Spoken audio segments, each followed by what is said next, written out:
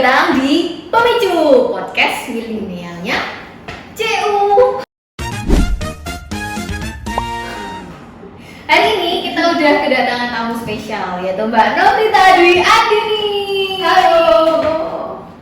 Pada kesempatan kali ini kita akan menyapa sahabat semua melalui podcast. Jadi khusus tahun ini ya teman-teman, jangan lupa untuk tonton podcast CU Mandiri karena akan banyak banget info-info terkait manfaat berkoperasi dan juga isu-isu terkait keuangan pastinya.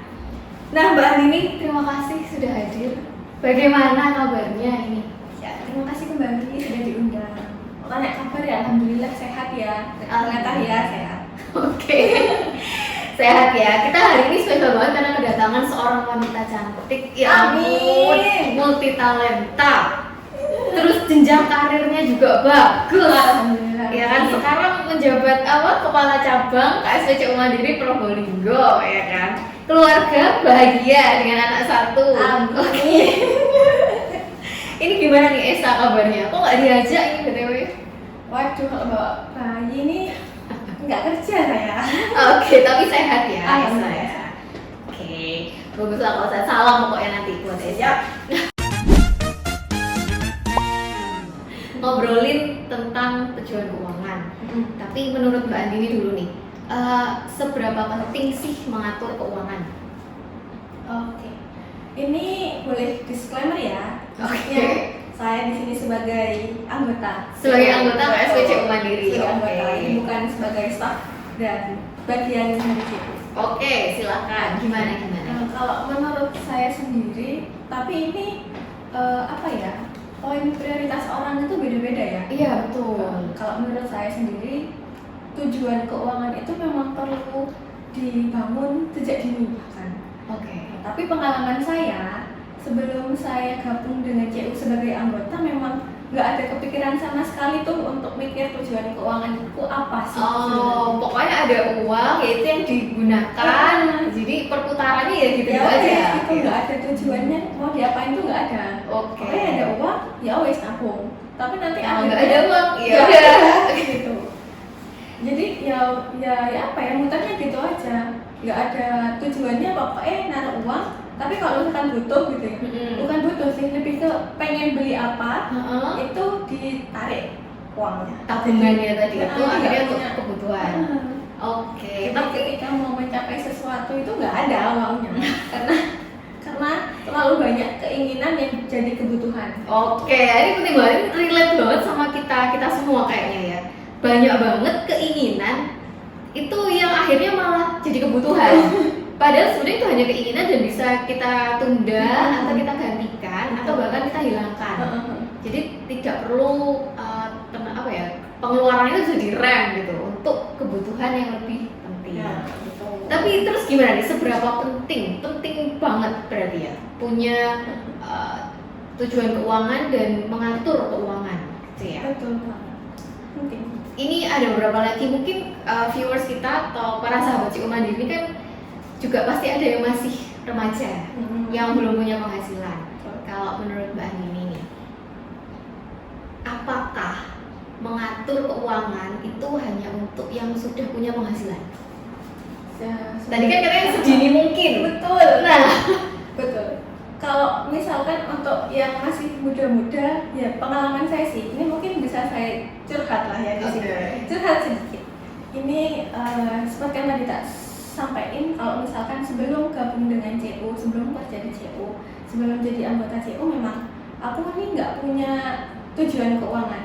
Sama sekali nggak punya. Nah, tapi ketika sudah mulai masuk, belum kuliah tuh ceritanya. Belum kuliah, terus masuk sudah mulai dibantu untuk menata karena staff itu punya kebiasaan, itu langsung potong gaji untuk nabung. Iya betul. betul. Karena kalau misalkan ngambil dari sisa-sisa itu wis Iya nggak bisa nabung. nggak bisa, wis Oke. nggak pernah kan ada sisa. Oke. Nah, jadi diawali dengan nabung awal masuk itu untuk pendidikan, untuk kuliah. Untuk tujuan keuangannya ini Tujuan ya. keuangan untuk kuliah. Tapi sebelumnya mungkin nggak ada belum mengenal nama tujuan keuangan. Jadi ya pengennya punya cita-cita, pengen kuliah pakai uang sendiri gitu. Ya. Pengennya itu cita-citanya. Belum mengenal apa itu tujuan keuangan. Dan bagaimana cara mengaturnya. Betul. Nah, baru-baru ini ke apa ya? Flashback akhirnya. Ya juga ya, berarti sebenarnya aku ini dari dulu udah punya tujuan keuangan. Bentuknya ya pengen kuliah pakai uang sendiri. Nah, sebenarnya itu ternyata sudah saya lakukan sedini mungkin juga. Ketika baru awal-awal masuk di CU. Nah, udah nih jalan, set. Udah kuliah selesai. Selesai itu di usia berapa? Terus dan nih mau menikah nih rencananya. Ada lagi tujuan baru. Betul. Ternyata setelah kuliah itu ada lagi tujuan keuangan yang lain. Ada lagi. Jadi nggak mungkin stop ketika selesai di satu tujuan keuangan. Ternyata masih ada lagi. Ini juga terkait life stages-nya kita ya. Semakin kita dewasa, tentu kebutuhannya semakin bertambah. Terus juga keinginannya pasti bertambah. Tapi juga semoga diimbangi gajinya bertambah juga. Amin ya. Berarti setelah tujuan keuangan untuk kuliah, pendidikan, setelah itu muncullah tujuan keuangan baru untuk menikah. Sudah tercapai tujuan keuangannya yang kedua. Selanjutnya sekarang juga ada lagi setelah menikah. Ternyata setelah menikah butuh hunian. Itu. Jadi punya rumah. Kan namanya keluarga kecil kan ya harus punya rumah kan. Butuh memang. Kan nggak mungkin. Ya kita sih meminimalisir supaya nggak ngontrak lah ya. Karena biayanya ya hampir sama aja. Kayak nyicil beli rumah ya. Jadi mending beli rumah. Jadi atau bangun dari awal. Nah serunya nih pas udah teken kontrak dengan penjual rumah, itu ada kabar hamil. Wah, alhamdulillah. Jadi sempat mikir bisa nggak ya, kan kalau hamil tuh butuh pengeluaran juga. Berkaitan sama vitaminnya, buah-buahan, konsumsi yang harus dikonsumsi, gizi, makanan yang harus dimakan sama ibu-ibu hamil. Itu lumayan sih dalam 1 tahun pertama. Ya syukurnya sih masih bisa. Tapi memang ketika sudah punya tujuan keuangan satu, kita benar-benar berarti harus juga mantep ya dan disiplin ya untuk ya mencapai ini gitu, sampai ini tercapai. Cuma memang adanya kebutuhan baru tuh nggak bisa dielakkan juga. Nah sekarang ini udah ada Esa, udah 6 bulan gitu kan. Gimana nih, menata kembali kah atau gimana? Kalau menata kembali pasti iya. Karena kan pengeluaran sebelum ada anak dan setelah ada anak itu perbandingannya jauh banget. Jadi yang tadinya itu masih bisa dipakai untuk nongki kata orang, sekarang udah enggak, karena prioritasnya lebih ke anak-anak. Prioritasnya ke anak, keluarga. Betul, ke keluarga. Jadi mengurangi ego sih. Ya wis lah, tapi kalau misalkan lagi pengen makan enak, dia makan enak. Iya dong. Gak mungkin sampai ngempet-ngempet banget gitu loh maksudnya. Saat ini berarti nggak harus sampai ngempet-ngempet banget. Masih cukup, alhamdulillah. Itu untuk anak ya. Terus akhirnya juga kepikiran mumpung masih belum setahun, jadi saya pengen menyiapkan dana pendidikan. Wah, ini benar-benar sedini mungkin ini dari usia 6 bulan berarti udah mulai merencanakan keuangan untuk pendidikan Esa ya. Wah, mantap. Jadi dipersiapkan dulu dari sekarang mumpung anak ini masih bayi, jadi maksudnya masih ada beberapa masih panjang waktunya masih panjang untuk mengumpulkan dana pendidikannya. Gitu. Jadi kemungkinan dana pendidikan kayak untuk TK, SD, SMP, SMA ini sudah mulai direncanakan dari sekarang. Nah, semoga para sahabat semua juga mulai merencanakan keuangannya masing-masing ya. Mungkin buat yang sekarang masih mempertimbangkan juga pasti ada, biasanya tuh anggota kalau nanya, nah uangnya juga nggak ada mbak, gimana mau punya tujuan keuangan gitu loh. Menurut Mbak Andin ini lebih penting mana? Kita punya tujuan keuangan dulu atau kita punya uang yang cukup dulu? Kalau menurut saya dulu pengalaman sih ya. Kalau pengalaman kan memang beda-beda tiap orang. Betul. Tapi kalau misalkan kita sudah nekat, udah tahu apa yang mau kita tuju, pasti otak ini mikir terus mau kayak gimana. Kalau misalkan nunggu pendapatan yang cukup dulu, bisa jadi malah tujuan keuangannya ini nggak ketoleh gitu, karena betul. Karena ada apa ya? Kalau misalkan pendapatannya tinggi, biasanya pengeluaran itu ngikutin. Itu juga jadi lebih tinggi, gaya hidupnya lebih juga jadinya. Jadi karena kalau menurut saya sih mau nggak mau memang harus punya tujuan keuangan dulu dan harus nekat. Gitu, maksudnya ada tekad, bukan tekad. Ada tekad kuat untuk bisa mencapai memenuhi tujuan keuangan itu sampai benar-benar tercapai, terjadi pelaksana. Karena kalau misalnya kita nggak ada tekad ya nggak akan jadi. Tujuan keuangan itu ya udah hanya jadi rencana saja. Wah iya benar banget sih. Tadi kan kita juga udah belajar nih dari Mbak Andini kalau punya tujuan keuangan itu penting. Sekarang gimana sih caranya? Apakah Mbak Andini punya misal cara-cara tertentu untuk mengatur keuangan ya yang pasti ya? Mungkin kan banyak juga para sahabat ini yang masih pemula lah soal mengatur keuangan. Kalau Mbak Andini kan karena memang sudah bergabung dengan CU, tahu punya literasi keuangan yang cukup, mungkin bisa di-sharingkan ke sahabat CU Mandiri semua, terutama yang belum punya tujuan keuangan dan mungkin juga buat yang belum punya penghasilan. Bagaimana sih merencanakan keuangan, menata keuangannya? Dimulai dari mana nih kira-kira? Berdasarkan pengalaman dari tujuan-tujuan keuanganku dari awal yang pengen kuliah sampai akhirnya ke pendidikan anak, itu nggak lepas dari program atau produk dan layanannya CU. Gitu. Jadi untuk yang tabungan kuliah dulu itu nabungnya berapa persen dari gaji? Saya lupa, paling murah itu 10-11% dari gaji itu kami sisihkan saya tabungan pendidikan. Betul. Itu masuknya disibukan dulu biasa. Terus nanti kalau misalkan udah dapat 1 juta itu di deposito. Pakai Sisuka atau Sejahtera. Karena butuhnya itu per 6 bulan kan, bayar semester per 6 bulan. Jadi naruhnya di Sisuka.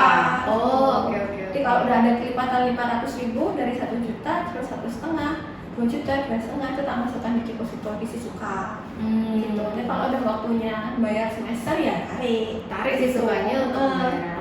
Kalau untuk yang nikah sama prosesnya kayak yang kuliah. Jadi ya nabung. Kalau yang nikah ini kan karena saat itu sudah ada kenaikan gaji lah istilahnya kan, itu biasanya ada. Itu lebih tinggi untuk nabungnya ditambah itu sampai 15-20% dari gaji ya. Berarti memang harus konsisten menyisihkan. Harus konsisten tiap bulan. Menyisihkan uang pendapatan dari manapun, misalnya dari uang saku atau uang gaji atau usaha, itu kita konsisten nih berapa persen harus kita tabungkan. Betul. Dan itu di awal ya nabungnya. Di awal. Bukan di akhir. Bukan di akhir. Jadi langsung klop gitu ya. Langsung untuk disimpan. Dapat langsung dialokasikan. Soalnya kalau misalkan nginep 1 hari alamat kepake. Alamat kepake. Gitu. Setuju. Terus lanjut. Kalau yang kuliah sama nikah kan mungkin pakai tabungan. Kalau yang rumah kan ini skalanya memang besar. Jadi memanfaatkan produk pinjaman prima BCU. Betul, pakai yang prima. Jadi menggunakan produk pinjaman prima itu sudah dibantu di CU. Jadi ke pihak ketiga atau ke penjual tanah dan rumah itu lunas gitu. Jadi kan langsungnya di CU. Betul. Ya itu selesai. Yang tadi disampaikan itu kan memang masih ada pinjaman, terus kondisi lagi hamil. Ada anak nih. Masih hamil. Masih hamil. Kan waktu pembangunan masih hamil. Mulai waduh, ini gimana nih pemasukan pengeluaran nih udah gak match lagi. Tapi ya beruntungnya sih masih cukup. Masih cukup. Jadi disesuaikan aja. Kalau misalkan belum cukup ya tunggu berapa bulan lagi gitu kan, masih bisa kalau kontrol sih, ketika kontrol kehamilan itu kan nggak wajib tiap bulan. Tapi kalau bidannya kan gratis. Betul.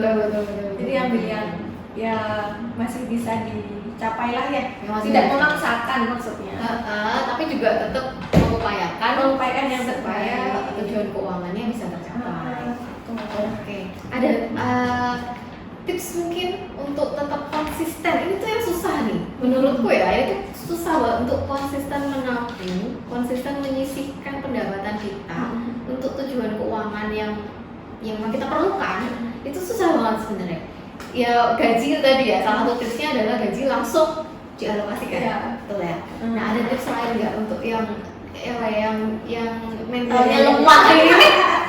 Yang mental keuangannya lemah ini gimana nih caranya? Kalau bisa, misalkan memang punya apa ya, tujuan mau nabung nih, tekad mau nabung, bedakan rekeningnya, jangan jadi satu. Soalnya kalau jadi satu kan mikirnya, oh masih ada nih, masih ada saldonya, tenang, masih cukup, masih cukup. Kalau bisa bedakan, yang bisa apa namanya ya?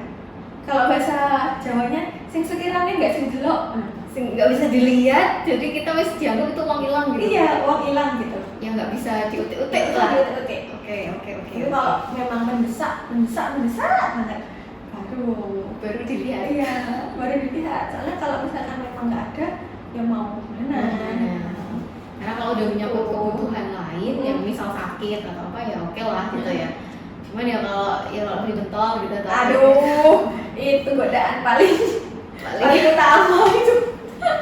Tapi kalau Mbak Nini sendiri kendalanya selama ini yang paling besar tuh apa? Kendala sih mungkin ke apa ya, pengeluarannya nggak terduga sih sebenarnya. Pengeluaran tidak terduga. Iya. Contoh. Kayak motor yang tiba-tiba bannya pecah. Iya benar.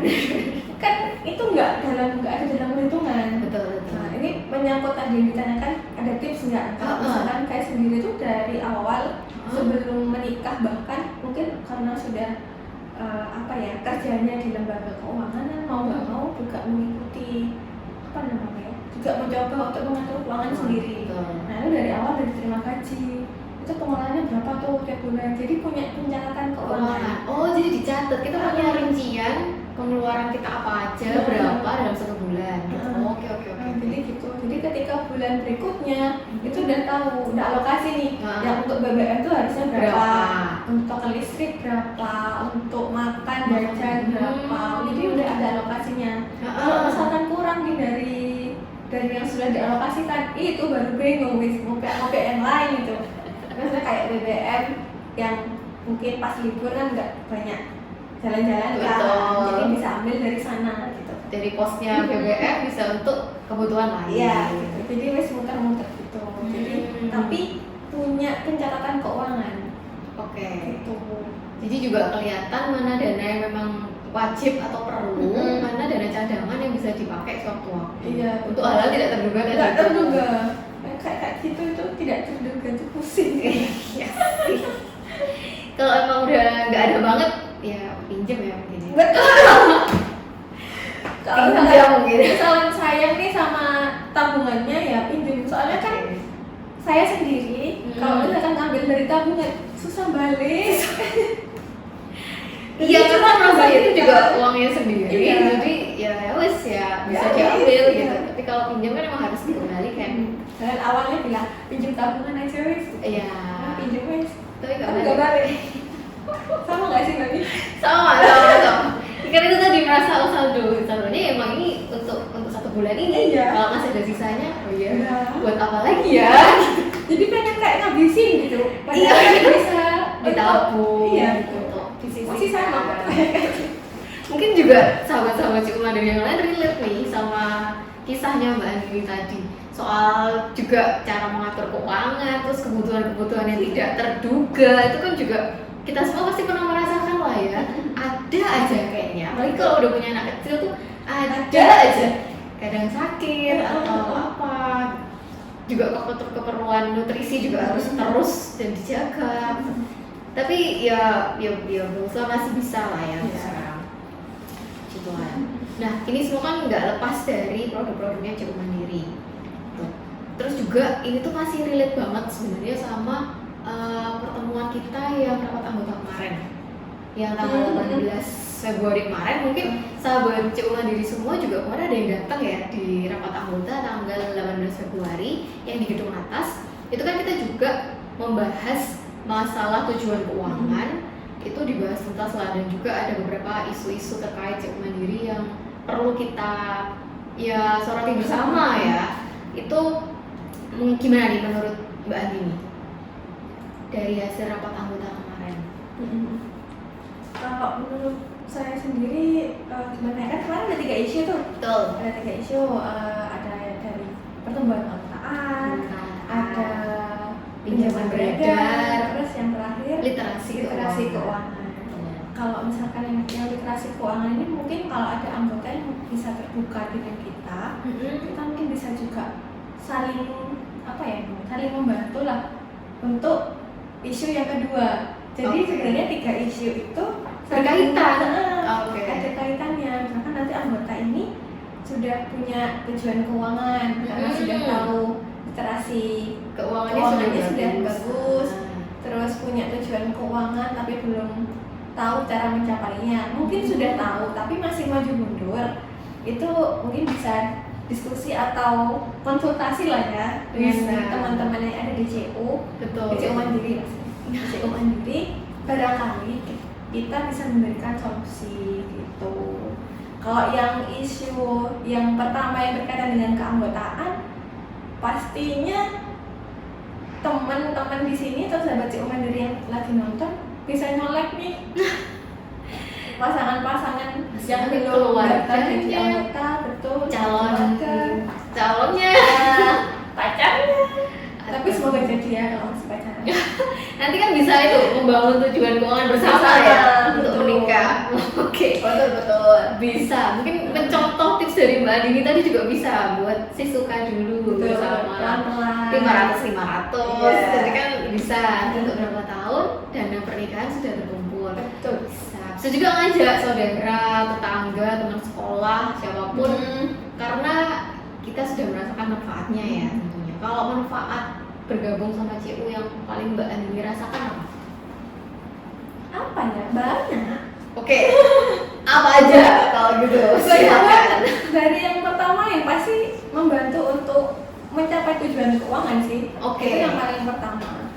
Terus yang kedua pastinya punya banyak relasinya bertambah karena kan kita sering ketemu dengan anggota-anggota yang lain gitu. Jadi tahu ibu ini punya usaha apa, punya usaha apa. Jadi kan kita bisa membantu untuk apa namanya? Saling mengembangkan usaha masing-masing, iya. menemukan penjual dan pembeli. Jadi lebih ke produk dan layanannya sih yang pasti. Terus kan sekarang lagi ada program-program kewirausahaan. Betul, ada yang baru. Itu mungkin nanti bisa Mbak Windy sampaikan. Iya, sahabat CU juga bisa bergabung ya. Kita ada banyak program literasi baru, literasi keuangan, juga ada pelatihan kewirausahaan online. Terus banyak kalau mau konsultasi keuangan juga untuk mencapai tujuan keuangan, bisa banget di CU ya. Bisa langsung menemui para staffnya yang kenal ataupun yang baru-baru juga boleh. Silakan bergabung. Nah, itu tadi keren banget lah pokoknya. Jadi isu-isu terkait CU Mandiri, terus juga perencanaan keuangan yang Mbak Andini sudah lakukan selama ini, itu juga dibantu oleh produk dan layanan di CU Mandiri ya. Jadi banyak banget manfaatnya bergabung di KSP CU Mandiri, iya kan? Nah, ini kemarin kan kita juga bahas komitmen waktu di rapat anggota.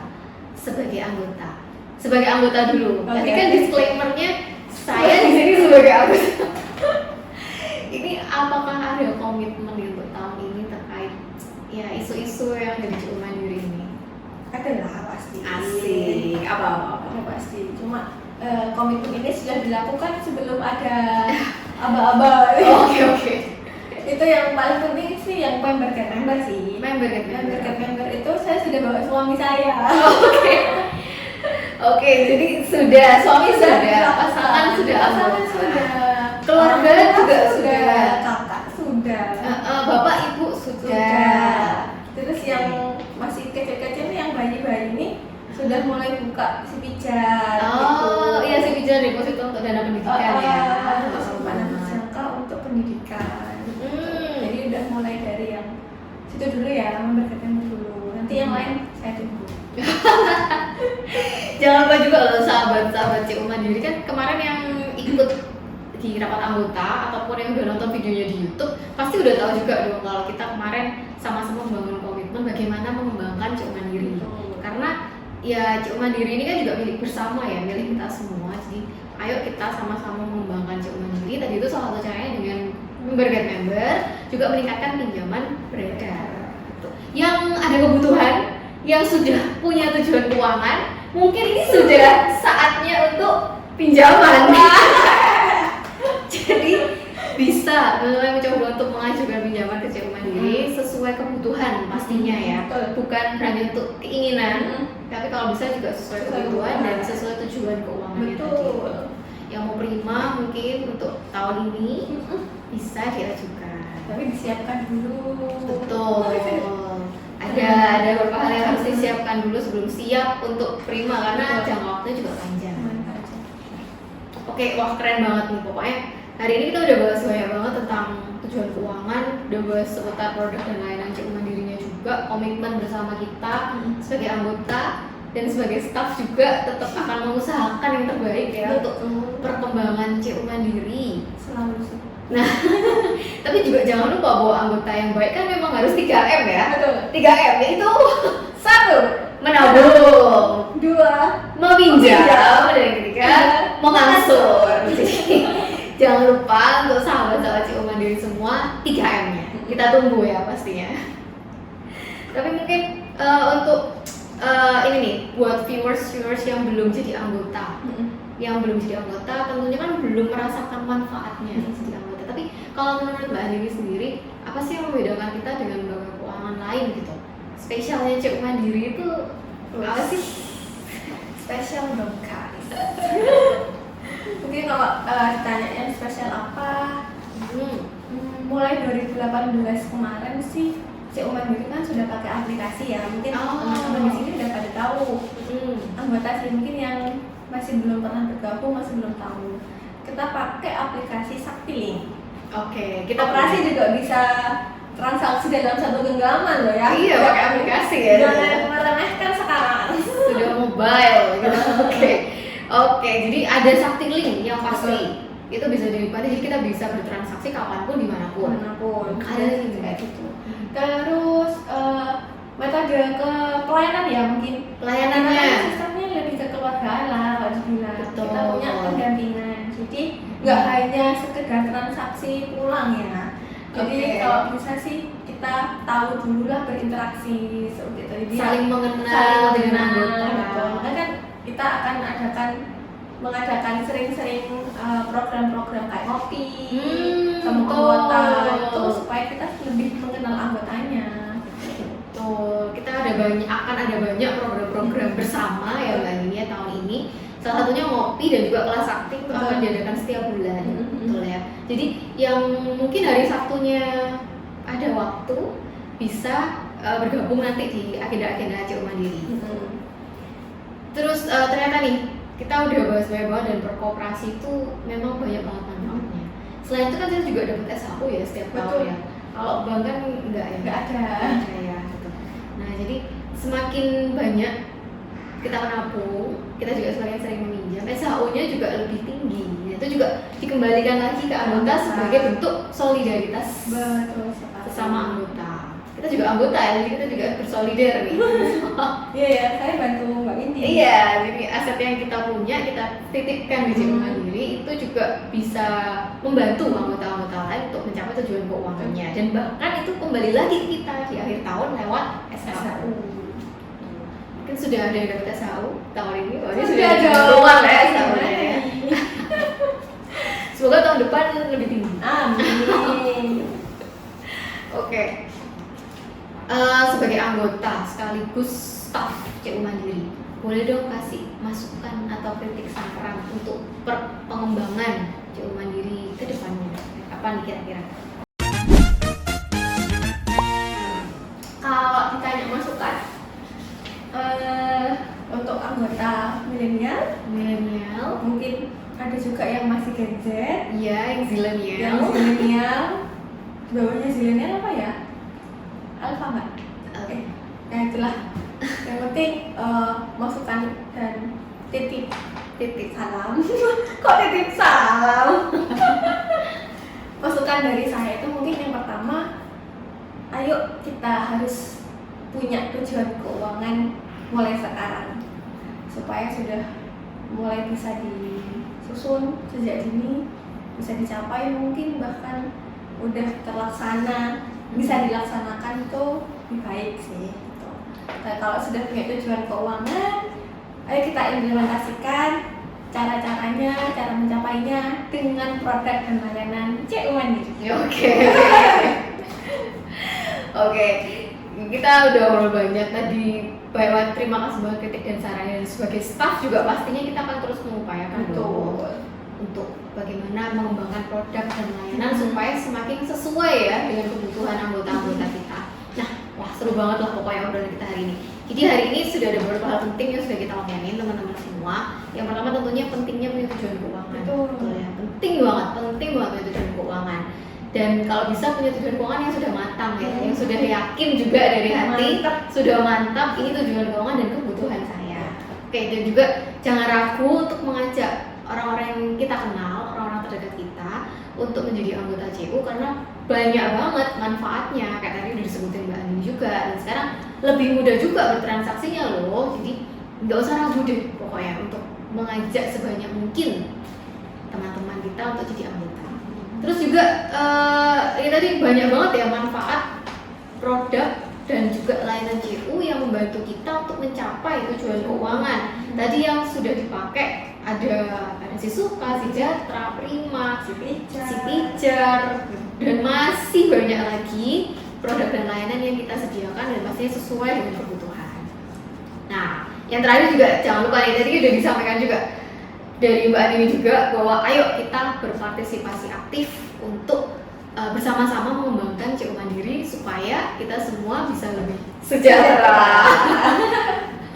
Oke, itu tadi obrolan seru kita bareng Mbak Novita Andini terkait tujuan keuangan dan isu-isu keuangan yang ada di CU Mandiri. Nah, untuk para sahabat CU semua dimanapun kalian berada, yuk jangan ragu. Pokoknya kami tunggu partisipasi aktifnya untuk kita sama-sama mengembangkan CU. Dah, itu dulu untuk podcast kita hari ini. Sampai jumpa di pemicu selanjutnya. Dadah.